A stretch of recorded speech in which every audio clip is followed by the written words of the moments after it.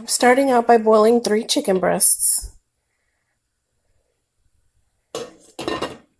I'm going to let that cook until it's tender. Once your water starts boiling, you're going to want to season the broth. You don't want to wait to season the water or the chicken until you add your vegetables or add whatever else you're going to add, because if you do that, then the chicken's not going to have any flavor and your broth won't have any flavor. So add your spices right from the get-go.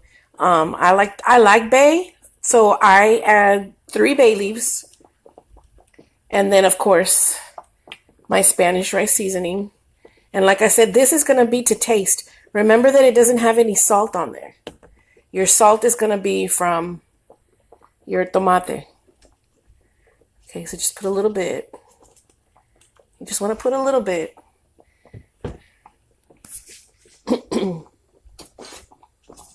Stir. See? And that way your chicken starts to get some flavor as it's cooking. I can tell just from the color that that's enough tomate for me.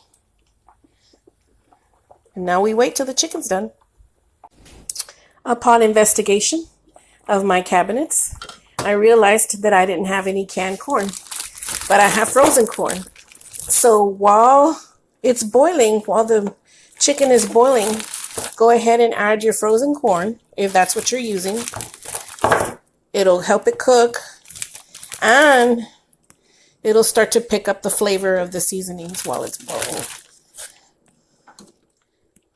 I like corn. My daughter likes corn. So that's probably 6 ought to be good enough. And let it come back up to boil. I did a little taste test on the broth, and the seasoning for me is perfect. And while I'm waiting for that to simmer, I went ahead and chopped up my calabasa. I leave the skin on. Some people peel it. I prefer to leave mine on. So you make it to where you like it at your house. If you want to peel it, go ahead and peel it. But for us, we like the skin. Stop it. Okay, I'm going to add some tomatoes because I like to put tomatoes in there. I'm only going to use half a can. Half a can because it's a big can. And it's time to add the calabasa. You want to add the calabasa like in the last 10-15 minutes of cooking, because it doesn't take that long at all.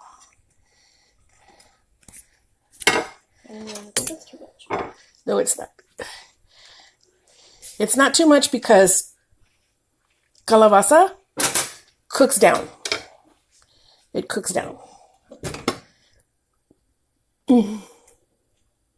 So wait for it to come back up to a boil. And when the calabaza is tender, it'll be done. Okay, guys, I'm also going to make a cake for my stepdad. He wanted a cake. And I know you guys are saying, oh, it's just a box cake. Why is she recording a box cake? But I have never used the recipe on the box cake itself. Like, the box calls for 3 eggs. And this is how I kind of make my cakes taste homemade, because I'm not a baker, guys. I'm a cook. I got all the right equipment. I got KitchenAid this, KitchenAid that, but I've never been a real successful baker by scratch. But my ex, who was an awesome baker, you wouldn't think, but he really was. He told me, no, you just use a box cake mix and you kind of just doctor it up a little bit. And I said, okay. And he says, where it says, half a cup of oil, you change that to butter. And where it says 3 eggs, you use an extra egg and it makes it taste a little richer. Okay? And where it says water, you want to use milk. Okay. And literally I have some coconut milk, and that's just going to kick the flavor up a notch. And that's it. You mix it. I'm going to get in there really good. Get all the lumps out. And your impressions. You want to do it fast and hard, just like if you were using an electric mixer. I was just too lazy to get mine out. But of course you can mix it. It smells good already. I can smell the butter in it. I've been trying to go dairy-free as much as I can. So don't tell my stepdad, but that was coconut milk and vegan butter. That's going to be our little secret, okay, guys?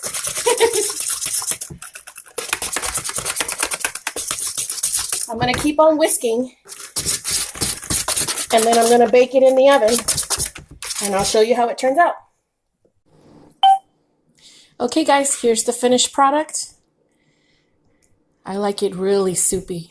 It tastes so good. And this is how I like to eat it. I put some Tabasco. Just a few dashes. And then I squeeze some lemon.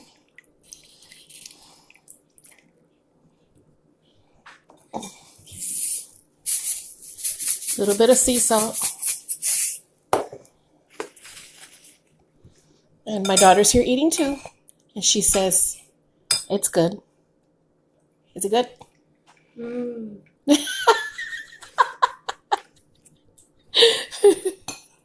Okay, guys. We're not going to have a mukbang today because I'm still in my nightgown. Don't judge me. Okay, we're going to eat. Okay, guys, the cake is done. It's cooled. I already put the frosting, and I want to cut into it and show you the texture of the cake. So I'm going to cut it in little squares.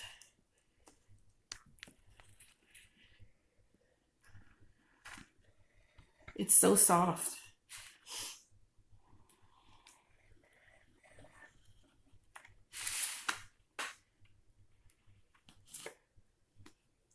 It's not even crumbly. It holds together really nice, and that means moisture. Have y'all ever eaten cake where it's just like real crumbly? It's dry, people. It's dry. Okay, I'm gonna get this piece right here so I can show you. Oh, look at that, guys. Look at that. Look. Look at the texture of that cake. You see how that holds together? Look at that. Look at that. That's moisture.